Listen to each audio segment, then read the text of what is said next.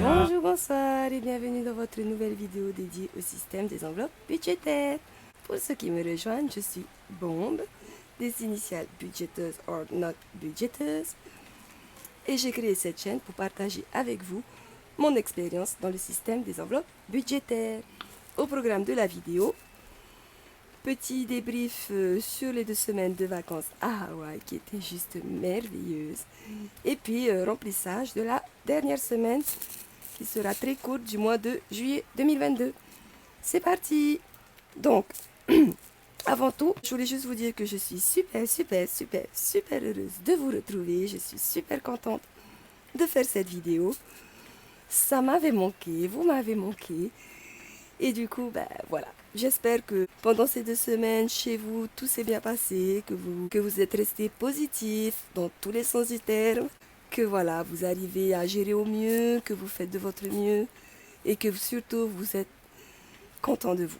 Pour ma part, j'ai passé 2 semaines de vacances extraordinaires. Elles étaient juste merveilleuses et je remercie infiniment la famille de mon chéri qui nous a gâtés, qui nous a offert cette belle opportunité. Donc voilà, super content. Niveau budget, toutes mes économies que j'avais sur mon compte sont parties en shopping, en gros shopping.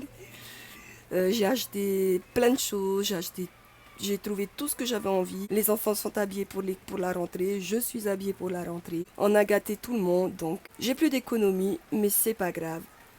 Le point hyper positif, c'est que je ne suis pas à découvert et ça, c'est carrément génial.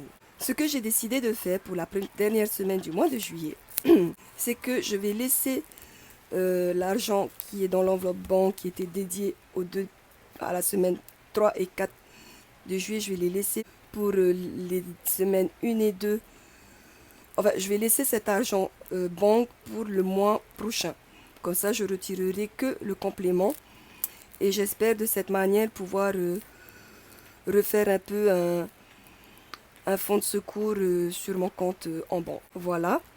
Ensuite, la deuxième chose, c'est que du coup, pour la toute dernière semaine du mois de juillet, qui sera très courte parce que je vais être payée dans la semaine, j'ai décidé d'utiliser en fait l'argent, souvenez-vous, des extras que j'avais en plus.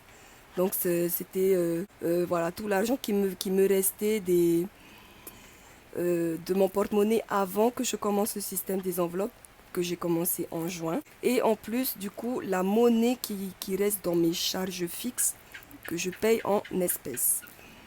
J'ai compté, j'ai aussi récupéré 2 billets de 10 000 qu'on m'avait donné en fait en argent de poche pour mon fils, que j'ai pas changé en dollars, que j'ai pris du coup sur mon compte.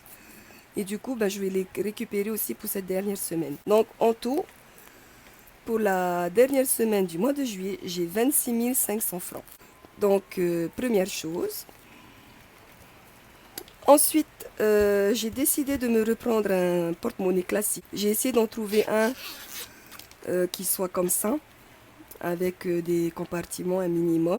Parce que ça, j'aime bien. Mais dans le sac à main, c'est quand même imposant. Du coup, je vais transférer mon classeur semainier dans ce porte-monnaie. Et comme ça, je vais pouvoir avoir 2 classeurs où je réorganiserai les épargnes et tout. Donc, je vais voir. Peut-être que j'aurai une banque. Je ne sais pas trop comment je vais m'organiser, mais en tout cas, du coup, ça me fera 2 classeurs que j'aurai pour mes épargnes. Parce que là, c'est gros et ça devient un peu compliqué à fermer. Donc, quand j'aurai le temps, je me créerai des enveloppes pour mettre à l'intérieur. Pour cette dernière semaine, je ne vais pas répartir les sous dans les différentes catégories. J'ai décidé de laisser en vrac et du coup, ce sera mon argent pour la dernière semaine. Si ça marche de cette manière, je vais peut-être de temps en temps faire comme ça. Si je vois que c'est moins bien pour moi, que ça part trop vite, je remettrai les enveloppes par catégorie. Par contre, je vais garder, donc j'ai récupéré un vieux tracker où je mettrai les différentes dépenses effectuées du coup qui seront en vrac. Donc voilà, on va essayer cette méthode-là et puis on verra bien ce que ça donne. Voilà, parce que ben, évidemment, qui dit shopping dit nouveau sac à main. J'ai fait de super bonnes affaires. Je me suis trouvé des sacs à main en super good deal, pas cher. Donc je me suis fait plaisir.